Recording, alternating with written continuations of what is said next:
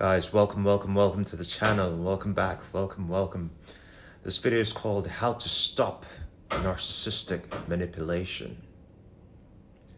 So guys, today is Friday the 13th. And so I decided to give you guys a freebie in honor of Friday the 13th, seeing that we're dealing with some demonic entities. You can thank me later, yeah? So the way the narcissist entraps you is through communication. You guys get it? It's through communication. They don't hold a gun to your head, you know? They don't muscle you into ruining your lives. It's all with this thing here, the mouthpiece, yeah? And the only reason I know this is because I had to take a step back and assess how I was, thinking about narc and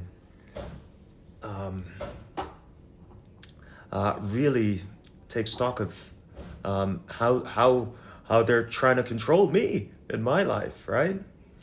So this is words from the horse's mouth. Let's call it that. Yeah. So, whenever you're dealing with a narcissist or anybody, now I do this with everybody, and you should too, is try not to focus on what's being said, what they're saying to you. Focus instead of why people are saying what they're saying to you. What is their motivation behind saying what they're saying to you, right? Trust me, in the end, it will save you a lot of problems, a lot of heartaches, right? So, there are 4 things to look for, in my opinion, when you're dealing with a narcissist, right? The first one is when a narcissist is having a conversation with you. The first thing the narcissist, or if they're trying to communicate, or if they're communicating with you, the first thing they'll try to do is look for them trying to impress you, right? The narcissist will try to impress you for 2 reasons, mainly. The first one is to generate some supply, right? So they'll try to impress you if they're at a bar. I'm the big shot guy, I'm gonna buy some drinks and tell you my story, right? You in return will give them praise, and so that provides supply for them, right? The other thing they'll try to do with trying to impress you is try to ensnare you into the false fantasy, the relationship, right? That's how the fraud begins, the love bomb, right? Is if you think back to when you were love bombed, they impressed you with something. You were impressed with how they communicated, and impressed with their story, the fraud, right? So they'll love fraud you. They'll impress you to love fraud you. That's how you fall for it, right? So that's what they'll do up front. So look for someone trying to impress you, right? The second thing about narcissists, and this really applies to narcissists alone, is what the clinical term for this is called confabulation. And the way we call it storytelling, right? Fibbing, right? Guys, when a narcissist abandon themselves, they abandon their ability. They had to create a false reference to get through life, right? A false story. We call it the mask. We call it a false identity. But that false story, that false identity, forced them into creating little building blocks to get through life. The narcissist has to create these frames of reference to step from one situation at the doctor's office to the second situation Now they left the doctor's office. Now they drove to the supermarket.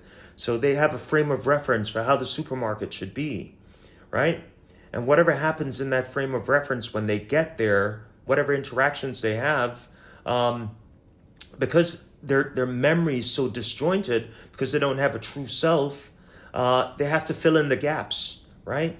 And these are little memories, little fantasies they use to fill in the gaps when they cannot remember from one place to the next, right? And because they're always constantly trying to impress people, they forget the stories and the tales and things what happened. So they have to fill in the gaps. This is called confabulation, storytelling, right? And so when you're talking to narcissists, what you'll find if you're married to one, if you're in a relationship with one, you'll see that they're liars. And you start putting that together, like, why are they always lying? It's because they have to confabulate. So when look for that when you're communicating with a narcissist. The third thing a narcissist will try to do if their lips are moving is they'll try to aggrandize themselves. And this is really something, a big word for saying they'll try to be grandiose, right? So look for that, right? What they do when they're trying to be a big shot, right? Tell you a story about their grandiosity. Whenever you see them on a stage performing, right? The purpose of that is twofold. It's to get you to buy into, okay, this guy's a big shot, right? Or this girl, she's a heavy hitter. She's a boss lady. She's a boss bee, right?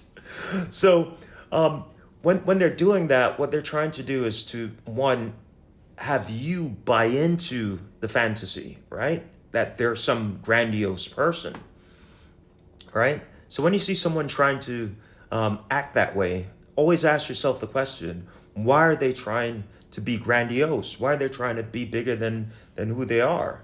And it's to deify themselves, make themselves into a god, because they have to believe, because of their narcissism, that there's some big person to float, to keep that false self up. They have to pump some air into it, right? And that's what the grandiosity is about. So whenever you're talking to narcissists, look for that. If they're trying to puff their chest up unnecessarily, if it's just, if they're just trying to be grandiose all the time, anyone you see who's trying to be grandiose all the time, telltale sign you're dealing with a narcissist, right? The last thing I would say to look for is Machiavellianism, right? And what I mean by that is someone who is manipulative, right? Intentionally.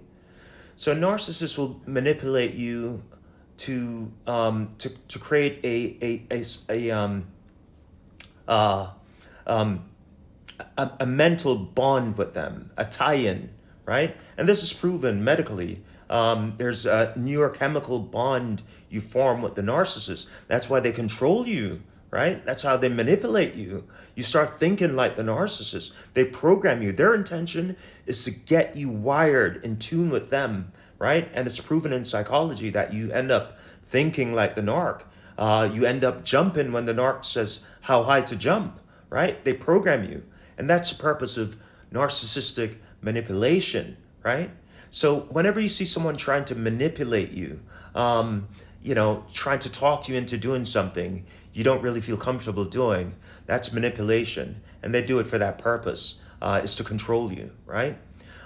If it's a narcissist who's also a psychopath, then they will do it for a goal, which is something more malicious. The goal is to ruin your life, destroy you, force you into having sex with other people, into sexually trafficking you, and the psychopath is devious and a derelict.